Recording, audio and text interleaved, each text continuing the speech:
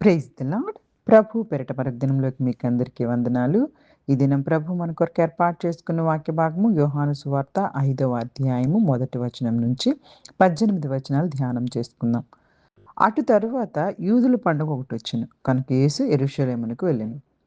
యెరూషలేములో గొర్రెల ద్వారం దగ్గర హెబ్రీ భాషలో బెతస్దా అనబడిన ఒక కోనేరు కలదు. దానికి 5 మంటపములు కలవు. ఆయా సమయములకు దేవదూత కోనేటిలో దిగి నీళ్లు కదిలించుట కలదు. నీరు కదిలింపబడిన పిమ్మట మొదట ఎవరు దిగునో ఎట్టి వ్యాధి కలవాడైనను బాగుపడును. కనుక ఆ మంటపంలో రోగులు, గ్రుడ్డివారు, కుంటివారు, ఊచకాలు చేతులు కలవారు గుంపులుగా పడి ఉండిరి. అక్కడ 38 ఏండ్ల నుండి వ్యాధి గల ఒక మనుష్యుడుండెను. యేసు వాడు పడి ఉన్నట్టు చూచి, వాడు అప్పటికి బహుకాలం నుండి ఆ స్థితిలోనే ఉన్నాడని ఎరిగి, స్వస్థపడగోరుచున్నావా అని వానిని అడుగ్గా, ఆ రోగి, అయ్యా, నీళ్లు కదిలింపబడినప్పుడు నన్ను కోనేటిలోకి దించుటకు నాకు ఎవరునూ లేరు కనుక నేను వచ్చినంతలో మరి ఒకడు నాకంటే ముందుగా దిగునని ఆయనకు ఉత్తరమిచ్చెను.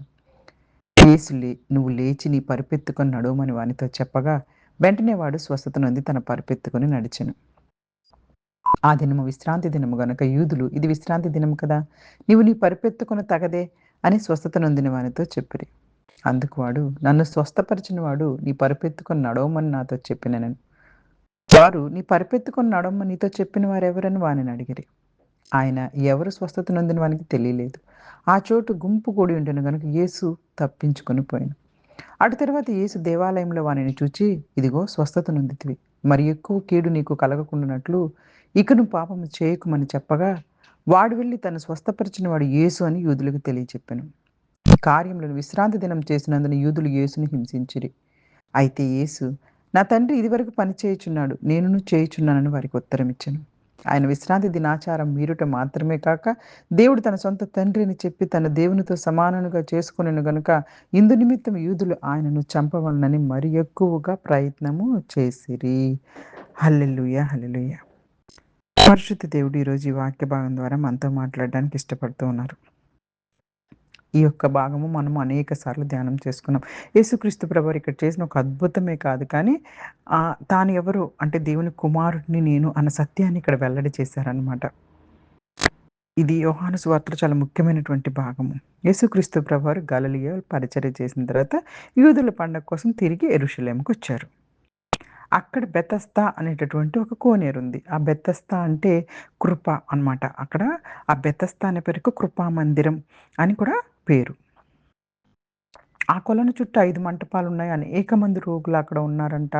అనేక మంది కుంటివారు, పక్షవాతం కలిగినటువంటి రోగులు, ఎట్టి వ్యాధి కలిగిన వారైనప్పటికీ కూడాను అందులో కనుక వెళ్తే అంటే ఆ యొక్క నీళ్ళల్లో గనక దిగితే తప్పకుండా స్వస్థపడతారని వారందరూ కూడా గొప్పగా అక్కడ నమ్మకం ఉంది. ఈరోజు అక్కడ కొలను కూడా దేనితోటి అంటే మానవుని యొక్క ఆశలే ఆ కొలనుంటే. రోగులమంటే మనం పాపంలో బాధపడుతున్న మానవులు. యేసుక్రీస్తు ప్రభువారే నిజమైన స్వస్థతనిచ్చేవారు. అక్కడ ఒక మనిషి ఉన్నాడు. అతను 38 సంవత్సరాల నుంచి రోగంతో బాధపడుతున్నాడు. 38 సంవత్సరాలు అతని జీవితంలో. అంటే ఆయన జీవితము సగం పైన అయిపోతుంది. ఎన్నో నిరాశలు, ఎన్నో విఫల ప్రయత్నాలు. అసలు పూర్తిగా చనిపోయిన జీవితమే అని చెప్పాలి. అయినప్పటికీ యేసుక్రీస్తు ప్రభువారైతే అతనిని మర్చిపోలేదు. మన సమస్యలు కూడా చాలా కాలం నుంచి ఉన్నా దేవునికైతే అసాధ్యమైనవి కావని నమ్మకం, విశ్వాసం ఉండాలండి. ఇక్కడ చూస్తే చూడండి యేసుక్రీస్తు ప్రభువారొచ్చి అడుగుతూ ఉన్నారనమాట. ఇదిగో నువ్వు స్వస్థపడాలని కోరుచున్నావా? స్వస్థపడగోరుచున్నావా? అని అడిగారు. యేసుక్రీస్తు ప్రభువారు అడుగుతుంది అతని హృదయాన్ని పరీక్షించడానికి. కొంతమందికి బాధలు అలవాటు పడిపోతున్నారు. పరిస్థితులను నిందిస్తూ ఉంటారు. కానీ యేసుక్రీస్తు వారి దగ్గరికి మాత్రం రావట్లేదు. నిజంగా నువ్వు మారాలి నీ హృదయాన్ని అనుకుంటే, ఇగో యేసుక్రీస్తు ప్రభువారు అడుగుతూ ఉన్నారు. ఇదిగో నువ్వు స్వస్థపడగోరుచున్నావా? ఈరోజు మన జీవితాలను కూడా పాపం నుంచి స్వస్థపడగోరుచున్నామా? పాత జీవితం నుంచి స్వస్థపడగోరుచున్నామా? పరిస్థితుల నుంచి స్వస్థపడగోరుచున్నావా? అని దేవుడు అడుగుతూ ఉన్నప్పుడు, మనం నిజంగా మారాలనుకుంటే, మనం తప్పకుండా ఇదిగో దేవునికి చెప్పాలి. అతనేం చెప్తున్నాడు అంటే, నాకు సహాయం చేసే మనిషే లేడు. అంటే సమస్యను చెప్తున్నాడు. యేసుక్రీస్తు ప్రభువారు మరి కారణాలు అడగట్లేదు. నువ్వు మారాలనుకుంటున్నావా? అవును దేవా! నేను మారాలనుకుంటున్నాను. నా హృదయాన్ని మార్చు. నన్ను నీ చిత్తానుసారంగా బ్రతకడం నేర్పించు అని మనం ఒక్క మాట చెప్తే చాలు యేసుక్రీస్తు ప్రభువారు పరిష్కారాన్ని మనకిస్తారు. అక్కడ అతనేం చేస్తున్నారంటే, నాకు సహాయం చేసేవారు ఎవరు లేరు. ఇక్కడ పరిస్థితులేం బాలేవు. నాకంటే ముందు ఎవరినో దించేస్తున్నారు. నాకైతే ఎవరు తోడు లేరు అని చెప్పేసి అంటూ ఉన్నారు. ఇంక యేసుక్రీస్తు ప్రభువారు ఇవన్నీ ఆన్సర్స్ కాదు గానీ, ఇదిగో లేచి నీ మంచాన్ని ఎత్తుకొని నడువు అంటున్నారు. ఇక్కడ 3 మాటలు. లేచి మంచాన్నెత్తుకో నడువు. నిరాశ నుండి లేవడం అంటే నీ నిరాశల నుంచి బయటికి రా. ఇక నీ గతాన్ని ఇంక నువ్వు పట్టుకొని ఉండొద్దు. నీ గతాన్ని ఇంక భారంగా ఉండొద్దు. కొత్త జీవితంలో నడువు. ముందుకు సాగు. ఎందుకు మంచాన్ని ఎత్తుకోమంటున్నారు అంటే, అక్కడ మంచాన్ని వదిలి వెళ్ళిపోమనొచ్చు. కానీ అది పాత జీవితానికి గుర్తు. ఇక ఆ మంచం అతనిని మోయదు. ఇప్పటి వరకు ఆ మంచం అతనిని మోసింది. ఇప్పుడు అతనే ఆ మంచాన్ని మోస్తాడు. అది విజయానికి గుర్తు. హల్లెలూయా! హల్లెలూయా!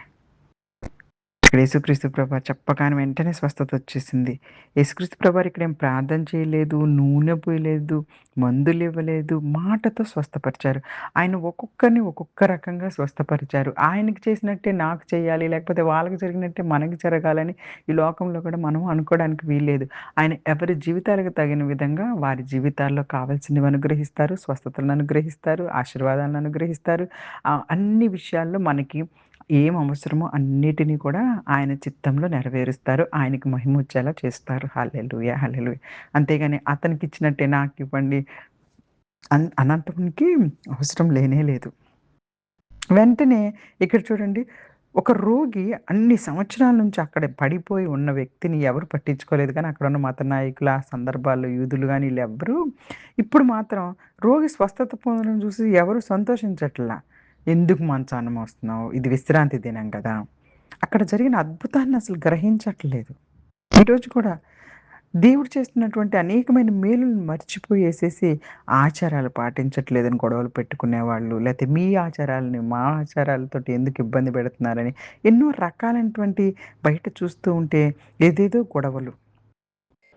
ఇక్కడ దేవుడు ఎంత గొప్ప అద్భుతం చేశారనేది అక్కడ ఎవ్వరికీ పట్టట్ల.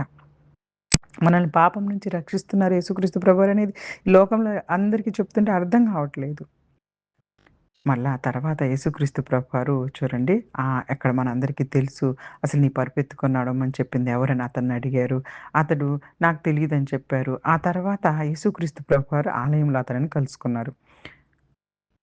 యేసుక్రీస్తు ప్రభువారు అతని శరీరాన్నే కాదు ఆత్మీయ జీవితాన్ని కూడా మారాలని కోరుకుంటూ ఇక పాపం చేయకు అని చెప్పారు. ఇక పాపం చేయొద్దు అని. అంటే స్వస్థత పొందిన తర్వాత ఇక పాత జీవితానికి తిరిగి ఎళ్ళకూడదు.